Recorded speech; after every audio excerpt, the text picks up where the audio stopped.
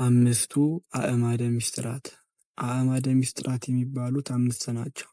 እነዚህም አእማደ ምስጢራት የቅድስት ቤተክርስቲያን የሃይማኖት መሰረት ሲሆኑ ቤት በምሰሶ እንደሚጸና ቅድስት ቤተክርስቲያንም አጽንተዋት ይኖራሉ።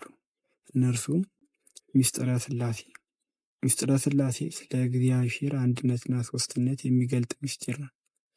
ምስጢረ ሥጋዌ ከሦስቱ አካል አንዱ አካል እግዚአብሔር ወልድ ለሰው ልጅ ድህነት በአባቱ ፍቃድ በራሱም ፍቃድ እንዲሁም በመንፈስ ቅዱስ ፍቃድ በፍጹም ተዋህዶ ከእመቤታችን ከቅድስት ድንግል ማርያም ከሥጋዋ ሥጋ ከነፍሷ ነፍስ ነስቶ በመወለድ ድህነትን ለሰው ልጆች መሰጠቱን የሚገልጥ ምስጢር ነው።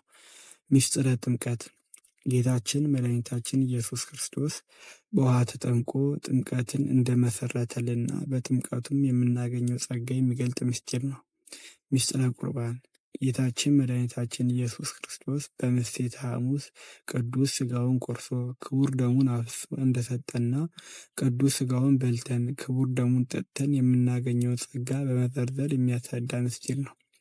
ምስጢረ ትንሣኤ ሙታን ጌታችን መድኃኒታችን ኢየሱስ ክርስቶስ የሰው ልጆችን ሞት ከእርሱ ሊያርቅና ሊያስወግድ በፈቃዱ መሞቱን እንዲሁም በኃይልና በሥልጣኑ ሞትን ድል በማድረግ ሙስና መቃብርን አጥፍቶ መነሳቱና የሰው ልጆችንም ትንሣኤ እንዳላቸው የሚያስረዳ ምስጢር ነው። አእማደ ምስጢራት አምስት የሆኑበት ምክንያት ከላይ እንደተመለከትነው አእማደ ምስጢራት አምስት ናቸው። እነዚህ ምስጢራት ወደ ላይ ከፍ ብለው 6 ወደ ታች ዝቅ ብለው 4 ለምን አልሆኑም ቢሉ መሰረቱ መጽሐፍ ቅዱስ በመሆኑ ነው።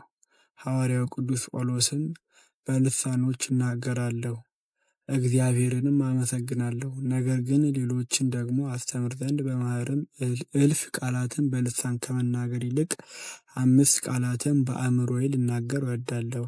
አንደኛ ቆሮንቶስ 14:18 በማለት ተናግሯል። ሐዋርያው ቅዱስ ጳውሎስ 5 ቃላትን በአእምሮዬ ልናገር እወዳለሁ ማለቱ አምስቱን አእማደ ምስጢራት መሆኑን አባቶቻችን በትርጓሜያቸው እንዲህ ማለት ይተረጉሙታል። አንድም አምስቱ አእማደ ምስጢራትን ተርጉሜ ልናገር እወዳለሁ።